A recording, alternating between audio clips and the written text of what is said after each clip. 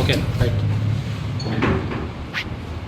ముందుగా పాత్రికేయ మిత్రులందరికీ తొలి ఏకాదశి శుభాకాంక్షలతో జై శ్రీరామ్. నిన్నటి రోజున బీఆర్ఎస్ జిల్లా అధ్యక్షులు గౌరవ తోట ఆగయ్య గారు ప్రెస్ మీట్ పెట్టి మాట్లాడిన విషయాలకు సిరిసిల్ల పౌరుడిగా తల వంచుకొని సిగ్గుపడుతున్నా. అయ్యా తోటాగయ్య గారు, నీకు మెదడు కాస్త మోకాళ్ళు ఉన్నట్టుంది. ఎందుకంటే సిరిసిల్ల 1,00,000 సమస్యలు ఉన్నాయి. మొన్న గౌరవ కమిషనర్ గారు మీ కౌన్సిల్ మెంబర్ వైస్ చైర్మన్ మీద సిరిసిల్ల పోలీస్ స్టేషన్లో ఎఫ్ఐఆర్ కూడా నమోదు చేశారు. దానికి బాధ్యత వహించాలన్న సోయి లేదా?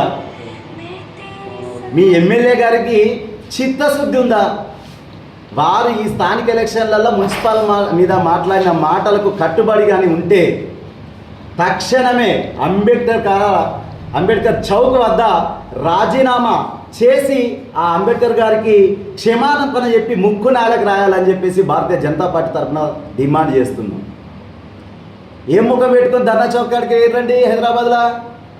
మీ 10 ఏళ్ల పాలన ధర్నా చౌక్ని ఎత్తేసిర్రు. పేపర్ లీకులు బఠానీలు అమ్ముకున్నారు కాదు మీ ప్రభుత్వ హయాంలో, మర్చిపోయిర్రా? ఏం ముఖం పెట్టుకొని ప్రెస్ మీట్లు మాట్లాడుతారు మీరు? అందరికి తెలియదా? గ్లోబరీనా అనేది వారి దోస్తు అడగ ఛాయ్ దోస్తో చెడ్డి దోస్తు, అలాంటి దోస్తుకు సంబంధించిన సంస్థ చేయబట్టి 27 మంది ఇంటర్ విద్యార్థులు చచ్చిపోతే ఏం బాధ్యత వహించారు? మరి మీ కేసీఆర్ గారు రాజీనామా చేసిరా? అప్పటి విద్యాశాఖ మంత్రి సజ్జ ఇంద్రారెడ్డి గారు రాజీనామా చేసిరా? లేకుంటే కేటీఆర్ గారు రాజీనామా చేసిరా? ఎన్ని గ్రూపుల లీకేజీలు? లాస్ట్కు 10th క్లాస్ పిల్లలే కూడా. నిన్న అంత స్పష్టంగా మా సంజయ్ అన్న గారు, గౌరవ హోమ్ మినిస్టర్ గారు అంత స్పష్టంగా వారి ప్రెస్ మీట్లో చెప్పారు. 10th క్లాస్ పేపర్ లీకేజ్ మీద వారు ఫైట్ చేస్తుంటే ఎంత ఘోరంగా దింపారు. అసలు పేపర్ లీకేజ్ల మీద ఫైట్ చేసిందే బండి సంజయ్ అన్న. ఏం ముఖం పెట్టుకొని ప్రెస్ మీట్లో మాట్లాడుతున్నావా సంజయ్ అన్న గురించి? ఒక్కసారి ఇక ధర్నా చౌక్ కూడము, సరూర్ నగర్లో యూత్ మీ పిల్లలతో మీటింగ్లు పెట్టడం కాదు, అమీర్పేట పోమ్మని చెప్పు, దిల్సుఖ్ నగర్ పోమ్మని చెప్పు, ఆర్ట్స్ కాలేజ్ కాడికి పోమ్మని చెప్పు. అక్కడ ఉంటారు నిరుద్యోగులు. తెలంగాణ రాష్ట్రం రాకముందు నుండి పడిగాపులు కాస్తున్నారు. ఇంటికి ఒక ఉద్యోగం అని చెప్పేసి అందులో మెక్కిన మీరు ఆడిపోతే తరిమి కొడతారు నిరుద్యోగులు. అట్లుంది అక్కడ పరిస్థితి హైదరాబాద్లో. ఏం ముఖం పెట్టుకొని ధర్నా చౌక్ కాడికి తీరు? నిజంగా మీకు చిత్తశుద్ధి ఉంటే అవన్నీ పక్కేటు సిరిసిల్ల స్థానిక విషయాల మీద ఏం లేదు. ఆగయ్య గారు ఒకటి ఉంది కదా, మేము ఏదో వెనకటికి ఏమో చేసినామని చెప్పేసి చెప్తారు. సిరిసిల్ల అభివృద్ధి అందరికీ తెలిసిందే కదా, తెలియంది ఏమన్నా ఉందా? మా భారతీయ జనతా పార్టీ స్టాండ్ ఒకటే, ఫస్ట్ నేషన్ మాత్రమే అంటాం. ఏ వ్యక్తికి ఎవరికి కూడా ఉడిగం చేసే కాదు, ప్రజల అభిష్టం కోసం వారిని గౌరవిస్తారు, అలాంటి నిర్ణయాలు తీసుకుంటారు. అందుకే కేంద్ర మంత్రివర్యులతో రాజీనామా చేయించారు. ఓన్లీ రాజీనామా చేస్తేనే అయిపోతుందా? పూర్తి ప్రక్షాళన చేస్తారు. రానున్న రోజుల్లో ఇలాంటి సంఘటనలు జరగకుండా ఉండాలంటే కఠినమైన నిర్ణయాలు తీసుకుంటారు పార్లమెంట్లో. సిబిఐతో ఎంక్వైరీ చేయించారు, ఇంకా వాళ్ళు జైల్లోనే ఉన్నారు.